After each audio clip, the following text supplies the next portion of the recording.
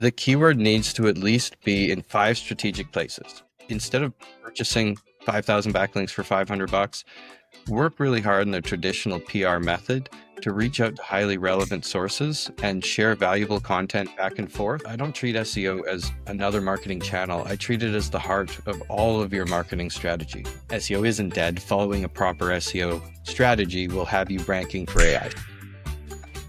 Hello, all, and welcome to another episode of Just Send It to Marketing, a podcast where we analyze a brand, a logo, an advert, or a campaign, but most of all things marketing.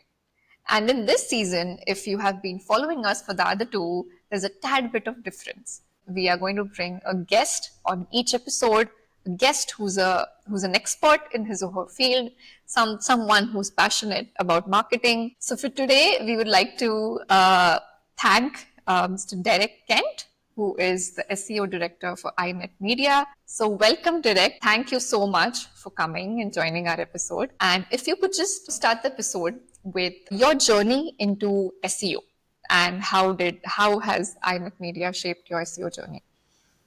Yeah, so thanks for having me. I would have to say my SEO journey starts with just standard marketing. I graduated with my business administration diploma, and then following with my marketing degree in 2008, and then immediately started working in the marketing and advertising industry for 5 years, moving into the corporate marketing side of home building, and then moving in from there to my own copywriting business that started focusing quite quickly on SEO as I noticed clients started asking for it. And from there, just really figuring out what works. I think having your business before and then navigating, kind of starting small with small clients, building your portfolio, that probably helped you a lot. Now they have a team under you to manage the projects, to manage the team and the client expectations as well, because you've done that before by yourself. So you had to learn, and now you can kind of help and guide your team. Yeah, absolutely. In fact, I watched I wish I could remember the name of it, but it was a YouTube video and there was just one about getting started in your own business. And there was just one quote that stuck with me forever that I'd like to share with everyone. I won't swear like he did, but it was like, eat that dog poop and smile for more. Because when you start new in your industry, you have no experience. No one cares about your education or your previous work experience when you're out on your own. And so you want to charge money and you want the good clients, but you're just not going to get that right away. And you'll sit with nothing for so long. I was very much the same way. I didn't mention that, but I did charge because I'm like, I got a degree and all this experience and work. And in the freelancing world, I mean, nobody cares. So I ended up doing research on how to get started. And that was the advice that really stuck with me, was, eat that dog poop and smile for more. And I just I did exactly that. I became free and I just got all of that bottom of the barrel work and built up that portfolio extremely quickly. You'll get a lot of work for free. A lot of experience. Like, experience is a better word. And it's interesting because obviously the expectation from the client when you charge them $1 for a marketing audit or a website review, they expect that professionally, but both on your side as well, you have the confidence that you are undercharging them because you're also learning.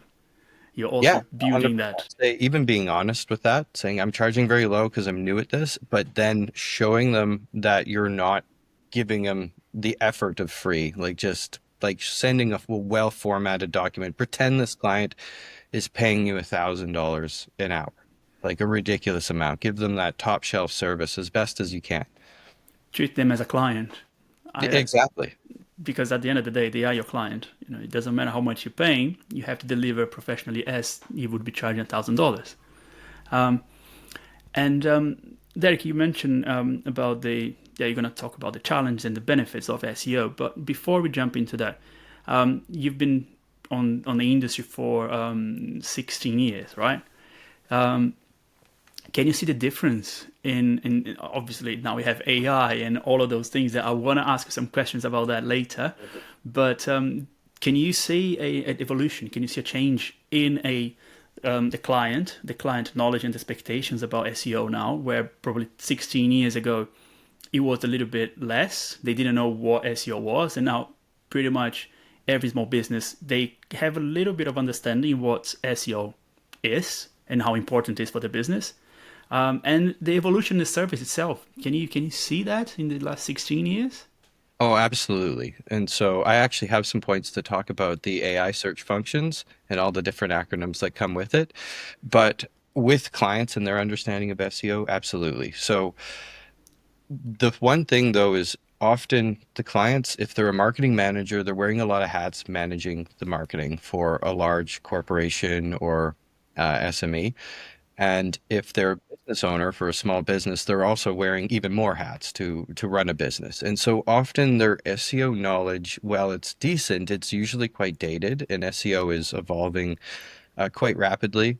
So, they'll ask about purchasing large amounts of backlinks, which is a little bit of a dated strategy. I won't go too into the exact strategies, but like heavy keyword density and things like that. They'll mention these things, and I'll tell them it's good that you have this understanding of it, but here's how some of the things have changed. So as SEO changes and clients' knowledge in it changes, having a process to build will also help you stay up to date with SEO. So a good example of this is in my local SEO section of my own process. When Google My Business updated to Google Business Profile, I made a note of that change in my process. So when clients say, why do you call it Google Business Profile? I'm like, actually, it rebranded in November 2021. I can't, I think that's the right date. I don't have my process in front of me, or else I'd be very confident in the correct date. And even saving like a link where Google sent a message about the notification. Other changes, such as they had a business.site function where you could turn your Google My Business, formerly Google My Business page, into a website that was quite clunky, and they got rid of it. And then clients will ask, where is this instant website function? And I can look at my process and say it was actually discontinued on this date. Google had a mini site audit function that they sunsetted and discontinued. So that's another thing. Your process will help you stay up to date with SEO changes and be quite quick and accurate when clients ask you, why are you calling it this? Or why are you referencing this? And then you can have that in your section of metadata writing, keyword research, local SEO, citation building, auditing, on-page optimization. That's actually another one I get quite often is, how do you optimize a page? How do you optimize a blog post? What's different? I go right to my process. I often share my screen with the client.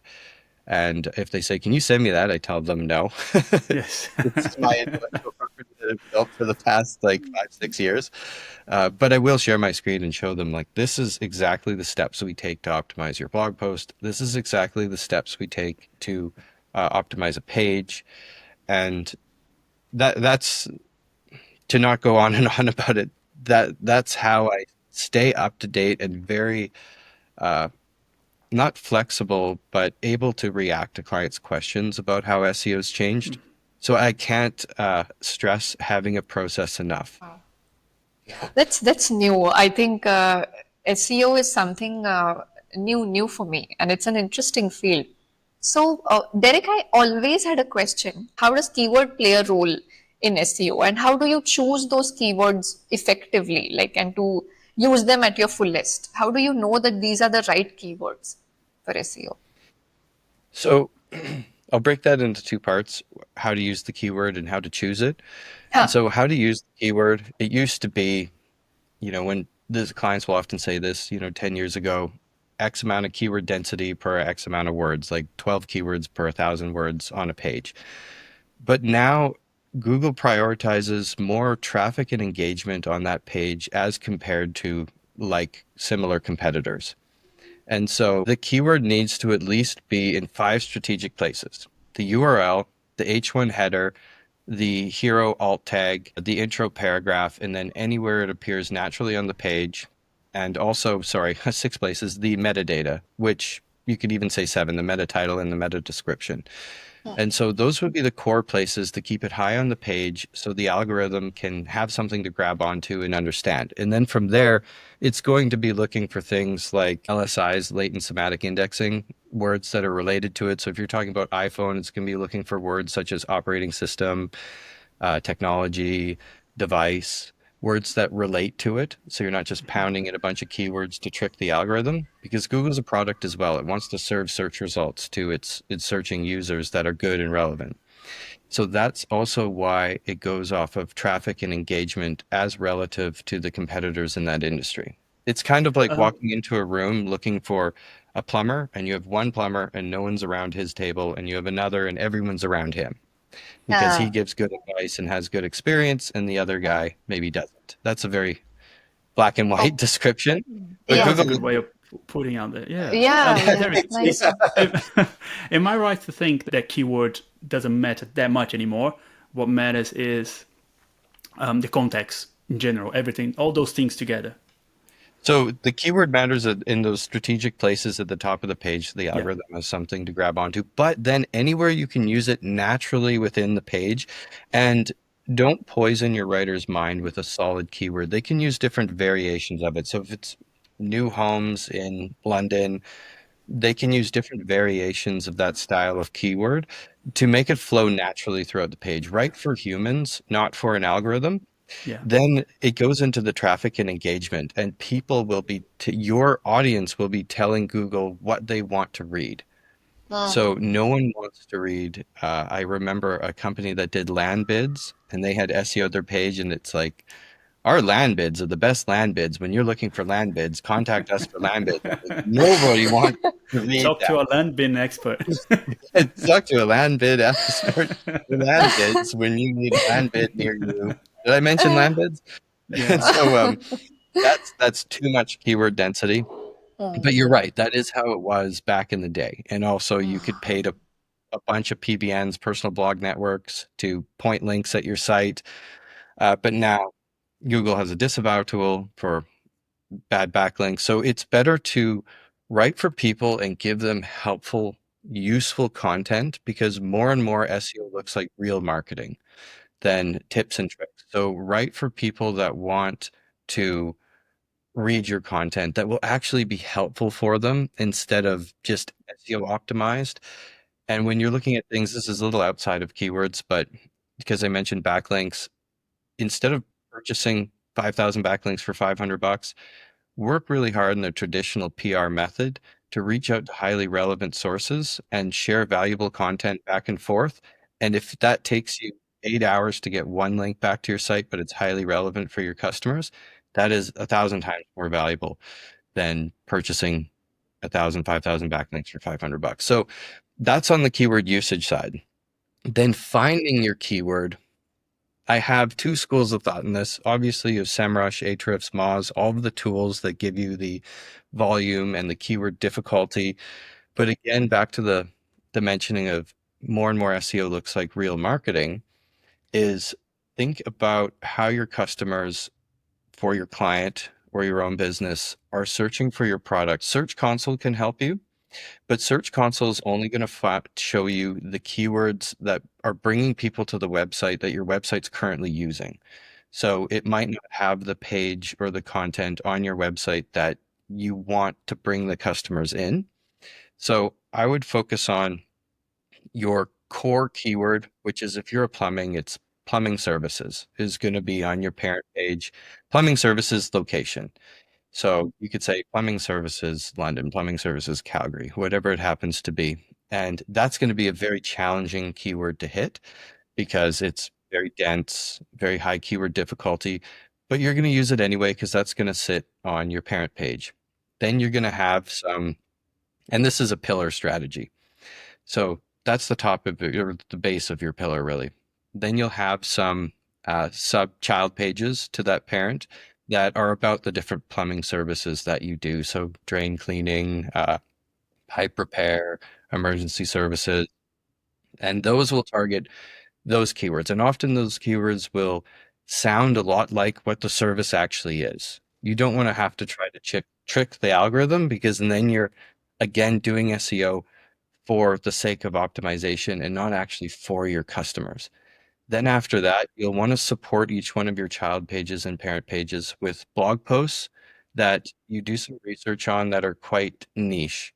So this goes back to following your process and understanding your client, like having good questions in your client to help in your process to help understand your client, because you're going to find a niche to talk about in the blogs that won't be saturated in other areas.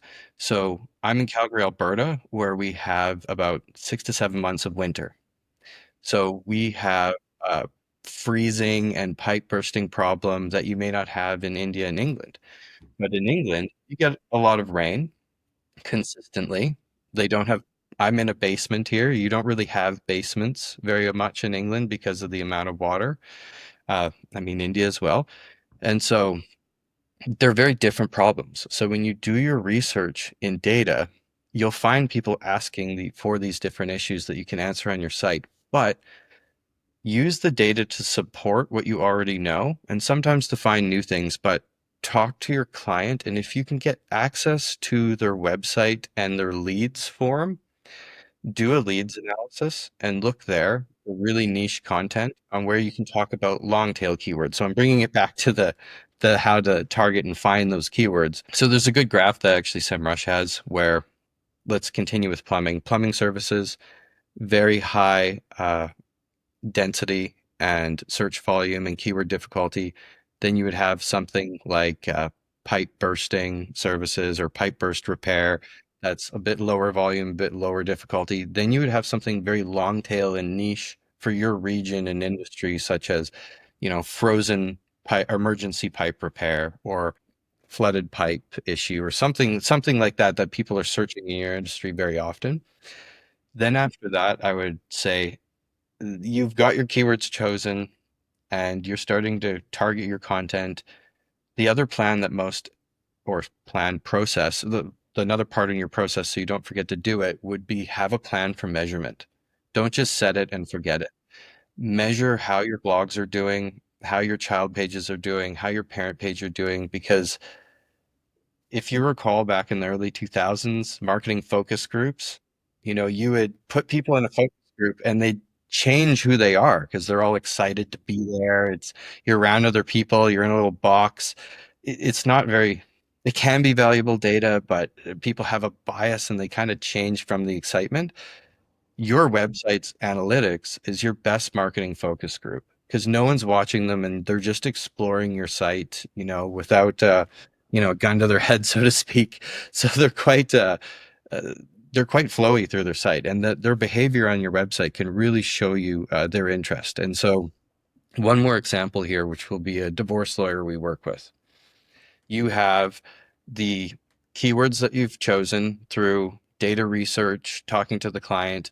Then you have how you've used them in the pillar strategy of divorce services, and then the child pages, mediation services, arbitration services, etc. Then you have the supporting blog posts, and you have, 5 ways to talk to your spouse about getting divorced, property management and separation, child custody, and child support. And then when those have been live for a couple months, I look at the blog data again, and by far the child support and child custody blog is at the top. And I'm talking 5,000 engaged sessions versus the next most popular blog's 1,000, which puts it actually above its homepage, this website's homepage and service pages. So this one blog is bringing in so much relevant traffic to this website for this subject that is highly relevant to this client, that you bring that to your client and you say, we see a lot of traffic for this. And then they will often reflect, because again, more and more SEO looks like real marketing. They're like, yes, that's the number one thing all of our clients talk about. And you could say, I want to break down this blog post into pillar content on its own. I want to look at this blog post and either improve it or have sections of it that break off into more detail, because it's talking about child custody and child support. So can it break into a link to another blog that's just about custody, to another blog that's just about support? Can this blog use FAQs? Can we put a downloadable white paper? Can we put a helpful infographic on it? Can we put a short video that explains how you approach these services? Curating your current content will target your keywords better than just spamming out new content. I really, really like the way you connect everything back to content and marketing and SEO and keywords. So it kind of works in a cycle, doesn't it? Absolutely. In fact, I see most people treat SEO as another marketing channel with all their traditional, the radio, billboards, specialty magazines, all their digital, YouTube, PPC, display, SEO. But I don't treat SEO as another marketing channel. I treat it as the heart of all of your marketing strategy. Because whether it's your marketing or your competitors' marketing, people aren't really influenced by advertising of brands anymore. They're influenced by the need. So if you go see a billboard for Adidas sneakers, you're going to Google to search for sneakers because you know you need them, and then you're choosing the top results. So if someone else has a very aggressive Spotify or radio campaign for diamond rings, but you have a good SEO campaign, their hard-earned dollars in Spotify ads or radio ads are pushing people to search, and they're finding you at the top of SEO. So every marketing strategy brings people back to search. Correct me if I'm wrong, but I think SEO comes to a fair fight. So Andre, a small marketing agency in London, if I have a strong SEO, I could be fighting to rank on Google with a massive agency as well, with a huge budget, if I do my SEO right. Yeah, I actually have a good example of that as well, because we have a lot of new companies that are always surprised that they start playing in the realm of like the bigger companies. We have a floor finishing dealer that specializes in a few products, and because we optimize their site well and ethically, all white hat, and all good marketing strategy that's not just stuffing in content and keywords for the sake of it.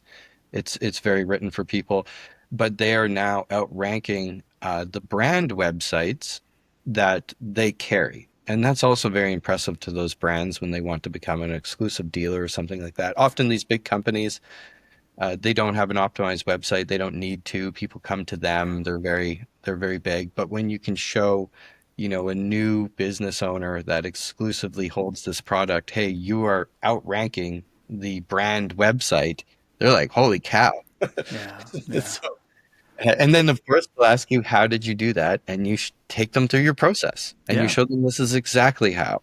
And so, again, everything brings me back to the process. What are the challenges and what are the things that you should generally avoid when you do SEO? So, the challenges, I would definitely say they don't understand how their budget was used. And you don't want to charge too low because, especially if you have designers, writers, developers, and a full team, you'll run out of money and budget quite quickly. But then when you charge, high, and even if the client can afford it, they're really going to be questioning you for what you did. So because if you're doing something like on-page optimization, or let's actually use the technical example, because you were saying SEO is quite technical, and that's in the auditing aspect at the very beginning. Especially if your development team that iNet's development team builds within Google's development standards and core web vitals. Hmm. So auditing their technicals on their website is very easy for us, our SEO team. But if we get a client that's already has a built website, they don't really want to change it, it's okay enough to optimize. Again, in your process, you'll have the SEO audit that will have a technical section that will have a checklist so you don't miss anything. And that way, when you begin to miss certain technical aspects of an audit on a website, you can add that into your process and you'll never miss it again. Yeah. Or you can have certain sections in your process like this auditing only applies to e-commerce websites, not brochure websites. Mm. So again, you can start to be creative as well. And so that goes back to the challenge of clients saying, what have you done for me lately? You have a good process that you can follow, but then you take that process and what you've done and put it into tasks to prove what you've done. Because you can't Yeah. always take them to the process because they're like, great, you got these steps, but where did you actually do it? But the process will allow you to copy and paste it out of there, put it in a task, and fill it out as you go and follow it, or delete and add things as you go. Then when your client does say, what have you done for me lately? How have you used my budget? Like, here's all of your tasks. Here's where it went to the content team. Here's where it went to design. Here's where it went to development. Here's where the SEO optimized and what they did. And I've never had a client say, I don't think you used my budget appropriately. Every single one of them says, wow, I didn't know there was so much involved with SEO. So that would be the number one challenge, is making it tangible for the clients that understand. If they understand it, even more so, because they're really going to be looking for it and know what to ask. If they don't, then you really need to prove it as well. Then I would have to say another challenge that would come up would be clients that say, oh, SEO is dead. It's all about AI searches now. I Hmm. hear that, and I'm always reminded of that article, SEO is dead. It's all about AI searches now. And I'm like, someone just read the headline and not the article. Because if you read the article, I believe it's on Search Engine Journal. There's a few of them out Hmm. now. Yeah. It actually says SEO isn't dead. Following a proper SEO strategy will have you ranking for AI. A lot of people see AI searches as a challenge, but I see it more of an opportunity, because with the rise in AI searching, many people may not realize that having a solid SEO strategy helps you rank for AI searches as well. So let's dial it back and be clear as well that about what AI really is. It's not AI, it's an LLM. It's a large language model, and an LLM is trained on data collection from online books, from websites, from forums, just like a traditional search engine. It also uses entity recognition from snippets that identify people, places, topics, just like a traditional search engine. And so an AI can't go pick up a book and read it. It needs to access everything online. And one of the biggest sources it goes to scrape is Google. And so if you are appearing at the top of Google and you're not heavily keyword dense, you've got the traffic, because again, AI is looking for traffic and engagement. It needs to be pointed at something that it knows people are going to reference already. And that's what it'll be used to create its overview. I know there's a few different acronyms floating around. There's SGE, Search Generative Experience, which is generated search. They generate the result instead of just giving you the results to choose from like Google. There's GEO, Generative Engine Optimization, which is optimizing for AI search engines, which honestly, when you go through it, it's exactly the same as SEO optimization. And then there's the Google specific algorithm, which is AIO, AI overview. And that's just SGE.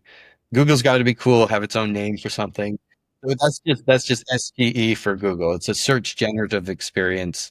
Google wants to call it AIO. Fine. It's kind of like the early days of SEO where they were calling it all kinds of different things and then finally landed on SEO. It's AI search finding its own way. But if you have a properly optimized website where you have, you know, structured data markup, snippets, whatever you want to call it, schema markup on your website to identify, this is a bio page for a person, this is a service page, this is a location page, this is an article and a topic, this is a place, location page, that will help the AI as well. You have optimized metadata, URLs, content, that will help the AI as well. But the best thing you can possibly do, where SEO looks more and more like real marketing, is create content that people want to read that's actually helpful to them. And then they will find it. And then you'll get the traffic and engagement from your audience as relative to your competitors. And AI will find you as well. Then there's a good example of people will still be using traditional search because AI is very different in its results for objective and subjective searches. So objective searches, if I'm like, how old is Taylor Swift? It just gives me her age, bang. There's no arguing, that's her age. But if I say, what's the best dog? Well, it's going to scrape the web and see there's 1,000 articles out there about huskies being the best dog. That's the best dog.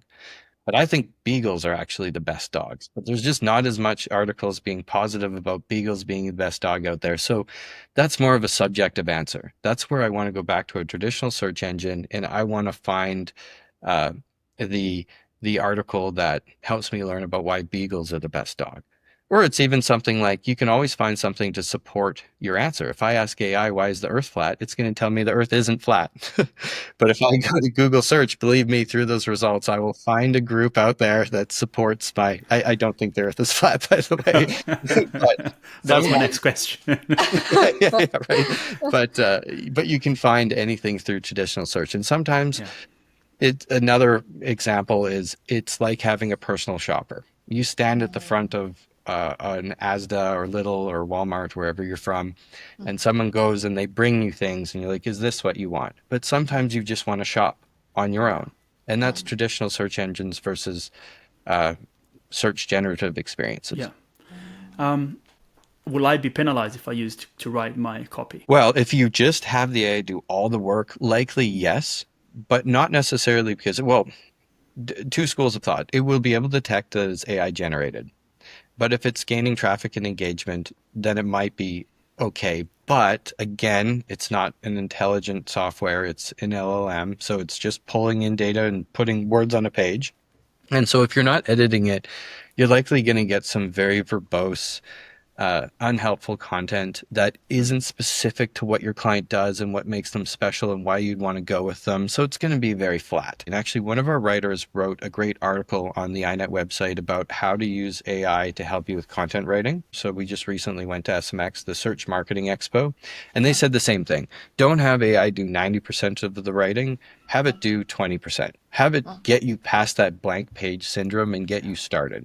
And this does go back to the challenges of SEO because clients will ask, is AI searches killing SEO? Are your writers just using AI to generate content when I could just button push it on my own? So one, we hit it with copy leaks to make sure it's not just all AI generated. Two, our writer wrote a great article about using it as your writing assistant. It can do research very quickly. So if you're like, I'm writing about XYZ, can you find me some stats, facts, or trends about this subject and give me the sources to them so I can go to those sources? And it'll give you those very quickly. Or you can say, create me an outline for this article. And often, it'll give you an outline that you're about half okay with. You want to adjust it a little bit, but you can't have it do the writing for you because, like you said, it won't have all the niche information about your client. Unless you give it to it, you could also say, create me an outline, and this is who we are, and this is what makes us special, and how long we've been in business, and what we do that our competitors don't. Your prompt is very important, but it's also very important that you are still the writer, and it is your writing assistant. I mean, a good example is even this podcast. If I have some notes here in front of me that I wrote myself, but if I had AI just generate them, I would be spitting out the most generic stuff that you've heard before a million times. Keywords are the such and such and optimization, like this is where they need to be. And SEO helps you rank organically at the top of the search engine results. Like it won't be anything new that you've heard before. I want to actually speak on my experiences. Like you said, add the Andre into it, add the Derek into it, really talk about what I experienced and felt and learned. And I mean, we keep calling it AI, but large language models just they can't do that. They're getting better and they're extremely helpful. So Derek, I think we're reaching the end of the episode. Thank you very much for joining us and giving the masterclass about SEO. So if you want to know more about Derek, you can find him on LinkedIn. I'll have his profile in the description. And if you want to know more about SEO and discover a bit more about iNet, their website is going to be also on the description, but it's inet-media.ca, and they do a fantastic job. So go check them out. Thank you very much. It was great talking with you both. Thank you, Derek. Thank you so much. Hi, it's me, Prachi. I hope you enjoyed this episode. Don't forget to check Derek's website and his LinkedIn in the description below. Also, make sure to subscribe or follow us wherever you are watching or listening to this. And please share this episode and leave a comment.